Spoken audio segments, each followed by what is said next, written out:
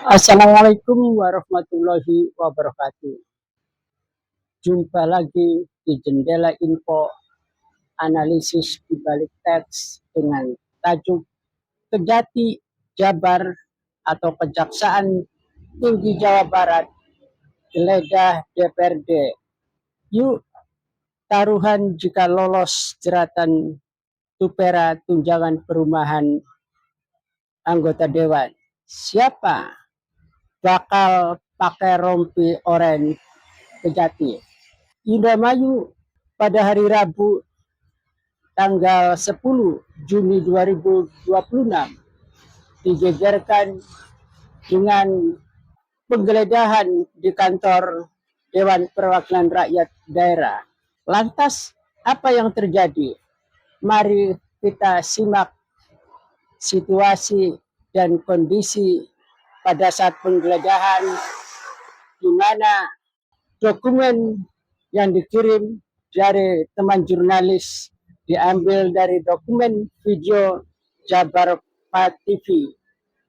Untuk itu, mari kita simak dan cermati bagaimana situasi dan kondisi pada saat kantor DPRD Indramayu digeledah oleh Kejati atau Kejaksaan Tinggi Jawa Barat.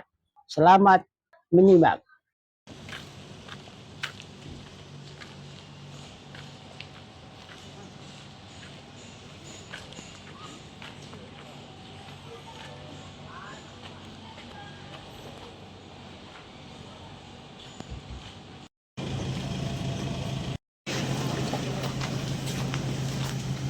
Izin Pak. Ayo.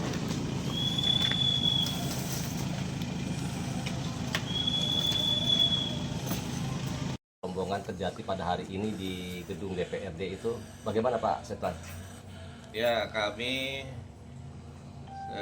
kira jam setengah 10-an lah. Lagi ada di PKAD, dikonfirmasi oleh staf ada rombongan dari kejaksaan. Kemudian saya kontak staf, nggak disambungkan, dan yang bersuara atau telepon itu Pak Kasih Bitsus Pak Heri bahwa di sini diperlukan Pak Setlan agar bisa menerima ada rombongan dari kejaksaan tinggi. Jadi saya datang sini dan bertemu dengan beliau, kemudian disampaikan ada kegiatan dari kejaksaan tinggi untuk meminta dokumen yang diperlukan. Kemudian saya minta surat tugasnya diperlihatkan, dan memang itu resmi adanya. Seperti itu. Apakah itu ada kaitannya dengan itu, Pak? Nah, saya kurang tahu persis. Yang jelas materi sudah disampaikan, apa yang diminta juga kami belum pasti, bisa dilihat nanti setelah bendahara menerima menerima tanda terima berkas yang diminta oleh. Sekarang kan dari bendahara diundang ke Kejaksaan Negeri. Kita telah menyimak dan menyaksikan bagaimana rombongan dari aparatus negara Kejaksaan Tinggi atau Kejati Provinsi Jawa Barat melakukan penggeledahan di kantor DPRD Indramayu pada hari Rabu 10 Juni 2026 sekitar jam 10 sampai dengan jam 13 waktu Indonesia bagian Barat. Banyak hal yang kita menarik. Pertanyaannya adalah, setelah Kejati melakukan penggeledahan di kantor DPRD, apa kira-kira selanjutnya yang terjadi? Semua analisis prediksi ini saya atau kita menggunakan kata atau kita menggunakan dugaan korupsi dalam konteks analisis ini. Dari awal sampai akhir dugaan korupsi yang kita bicarakan, meskipun saya tidak akan menyebut lagi dugaan korupsi untuk memperpendek atau menyingkat substansi masalah. Sebagian besar dari kita atau sebagian dari kita menafsirkan, menganggap dan memaknai hari Jumat dalam 3 hal. Pertama adalah hari Jumat dikatakan Jumat berkah. Kedua, hari Jumat dikatakan hari keramat. Yang ketiga, hari Jumat adalah hari apes atau hari sial. Apa yang dimaksudkan dari ketiga perbedaan itu? Yang dimaksudkan dengan Jumat berkah adalah keberkahan bagi para penggiat anti korupsi atau publik yang muak dengan perkorupsian di negeri ini atau di Indramayu. Jumat berkah ini kemudian akan kita rasakan bagaimana perjuangan para penggiat anti korupsi atau pemerhati kebijakan publik soal kemuakan terhadap korupsi. Jika hari Jumat pada tanggal 12 Juni 2026 menjadi realitas atau fakta konkret atas adanya tersangka yang sekaligus akan menyandang atau memakai rompi oranye dari Kejaksaan Tinggi Provinsi Jawa Barat. Kemudian Jumat keramat biasanya atau ada tradisi yang mengkait-kaitkan atau mencocok-cocokkan cocokologi karena memang ini sering terjadi. Jumat keramat dimaknai bagi institusi yang akan menyematkan atau menghadiahkan rompi bagi calon terdakwa dalam kasus ini tunjangan perumahan anggota dewan. Yang ketiga, Jumat sial atau Jumat apes dimaknai oleh para buzzer atau calon tersangka atau calon terdakwa yang akan memakai baju rompi pada hari Jumat tanggal 12 Juni 2026. Itulah ketiga pemaknaan itu menjadi penting dan tentu kita akan melihat fakta dan realitasnya. Apakah benar pada hari Jumat besok tanggal 12 Juni 2026 akan ada pejabat atau mantan pejabat atau yang disebut-sebut mantan ketua dewan atau yang sekarang menjabat sebagai wakil Bupati Luki Hakim, yaitu dengan inisial S atau sudah kadung. Banyak orang yang mengatakan S adalah Saifuddin, dan perbincangan kita supaya singkat saya akan mengatakannya E2. Apa yang menarik kemudian setelah penggeledahan itu, dan sebagian besar dari kita sangat yakin bahwa pada hari Jumat tanggal 12 Juni 2026 E2 akan memakai baju rompi oranye dari Kejati. Tetapi yang menarik kemudian adalah pada tanggal 5 atau hari Jumat tanggal 5 Juni 2026 ketika gerakan mahasiswa demo, yaitu Gerakan Masa Hukum Indonesia, kemudian ada pernyataan yang disangka bahwa itu bukan pernyataan resmi, padahal menurut penguatan berbagai media itu keluar dari penjelasan Kajati Dr. Sutikno dan kemudian asisten Khusus Roy. Sanggahan itu kemudian pemberitaan itu terbit pada hari Sabtu tanggal 6 Juni 2026 yang kemudian geger dan ramai di berbagai platform media, baik itu media online maupun medsos. Beberapa pemberitaan media kemudian pada hari Minggu muncul counter atau serangan balik dari para buzzer Dan juga muncul pernyataan dari E2 yang mengatakan bahwa pemberitaan media dikatakan itu hoax.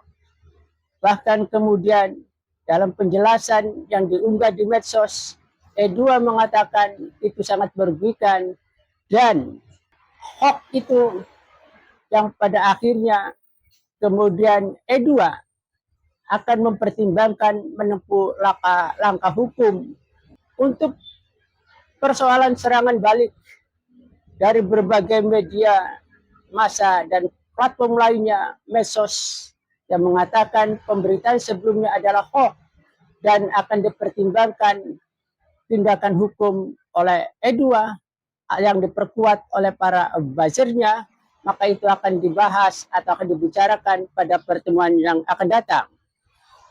Yang menarik bagi kita adalah apakah pada hari Jumat 12 Juni 2026 akan menjadi tonggak sejarah, tentu sejarah kelam bagi para pelaku, dan tentu sejarah yang manis bagi para penggiat anti korupsi jika itu benar terjadi.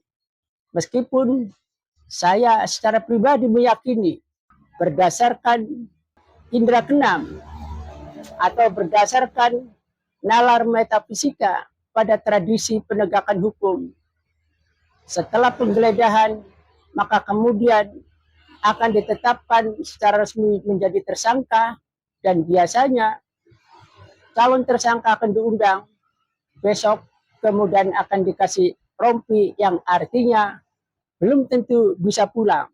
Tetapi jika itu terjadi, mungkin soal waktu, tapi yang pasti adalah kasus dugaan korupsi Tupera atau tunjangan perumahan anggota dewan Kejati tidak akan main-main.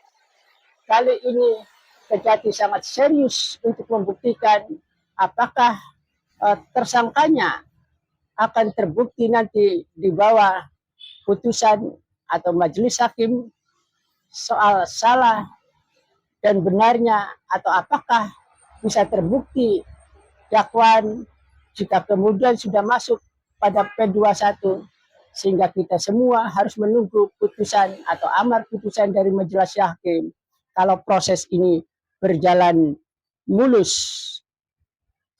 Yang menarik adalah apakah dalam kasus ini kemungkinannya atau dugaannya hanya E2 yang menjadi tersangka atau kasus tunggal. Sekali lagi saya ingin menggarisbawahi bahwa korupsi, sistem mengajarkan kepada kita, korupsi merupakan sistem yang sistemik, sehingga sulit untuk mengatakan bahwa tersangkanya tunggal atau hanya E2. Tetapi kita melihat atau berkaca dari kasus Banjar, ternyata tersangkanya yang kemudian divonis hukuman 3 tahun ada 2. Ketua DPRD Banjar divonis 3 tahun dengan pengembalian uang sekitar 131 juta, dan kerugian negara yang dihitung oleh BPKP senilai 3,5 miliar. Dan kemudian Sekwan ternyata juga menjadi tersangka dan terbukti bersalah. Mengapa kemudian Sekwan terlibat? Karena di dalam regulasi Sekwan sebagai kuasa anggaran, maka mau tidak mau bagian daripada tanggung jawab terhadap penyalahgunaan keuangan negara yang mengakibatkan kerugian negara. Lantas bagaimana melihat kasus dugaan korupsi Tupera di Indramayu hasil temuan BPK 2022-2023, atau sebagian mengatakan bahwa tahun 2022 yang dalam perhitungan atau hasil dari koreksi peraturan perundang-undangan ada sebesar 16,8 miliar. Tetapi sekali lagi kita menunggu soal perhitungan BPKP yang sudah diserahkan kepada Kejati atau penyidik, seberapa besar kerugian keuangan negara atas kasus dugaan korupsi tunjangan perumahan DPRD Indramayu. Ada anggota dewan yang saya kenal, kemudian mantan anggota dewan dalam hal ini mengatakan bahwa tidak adil kalau kemudian hanya ketua dewan, karena katanya dalam regulasi DPR dipimpin atau bersifat kolektif kolegial, sehingga harus semua pimpinan dewan katanya dijerat, tidak hanya yang sekarang E2. Pada posisi ini saya sepakat ketika menganut prinsip kolektif kolegial, di mana semua pimpinan dewan harus berhadapan dengan hukum dan dimintai pertanggungjawaban hukum, bukan hanya ketua dewan atau mantan ketua dewan Saifuddin yang kini menjadi wakil bupati. Jika itu benar, maka daftar calon tersangka adalah pimpinan dewan pada waktu itu, periode itu, terdiri dari fraksi Golkar, fraksi PKB, fraksi PKS, fraksi PDI, fraksi Merah Putih, sehingga kemudian minimal 5 plus yang lainnya. Atau jika menganut kolektif kolegial, minimal ada 6 yang harus dijadikan tersangka untuk menemani S1 yang pada hari Jumat insya Allah akan disematkan rompi hitam. Akan disematkan rompi oranye dari Kejati sebagai simbol atau lambang bahwa telah ditetapkannya status tersangka yang kemudian sebelumnya dibantah atau menjadi serangan balik habis-habisan bagi para buzzer yang menginformasikan bahwa status tersangkanya sudah resmi adalah salah satunya mantan ketua DPRD atau yang sekarang menjadi wakil bupati. Oleh karena itu, kita berharap bahwa hari Jumat tanggal 12 Juni 2026 menjadi pemaknaan atau dimaknai sebagai Jumat berkah, Jumat keramat bagi institusi Kejaksaan Tinggi, dan Jumat apes atau sial bagi tersangka. Dan fakta itu akan mengkonkretkan bahwa apa yang menjadi bantahan yang akan kita bicarakan pada pertemuan yang akan datang soal alibi yang dibangun oleh E2 bersama basirnya adalah mengacu pada PP nomor 18 tahun 2017 tentang hak keuangan dan administrasi pimpinan dan anggota dewan. Kemudian mengutip pasal 8, bahkan kemudian mengatakan hak atributif alibi-alibi ini, kekonyolan dan kengawuran alibi, supaya kemudian mencoba meloloskan diri untuk tidak terjerat dalam kasus dugaan korupsi Tupera akan bisa kita lihat pada Jumat besok tanggal 12 Juni 2026. Kemudian pembicaraan berikutnya secara tersendiri akan membahas serangan balik yang dilakukan para buzzer E2, kemudian argumentasi peraturan perundang-undangan yang konyol dan ngawur. Terima kasih. Wassalamualaikum warahmatullahi wabarakatuh.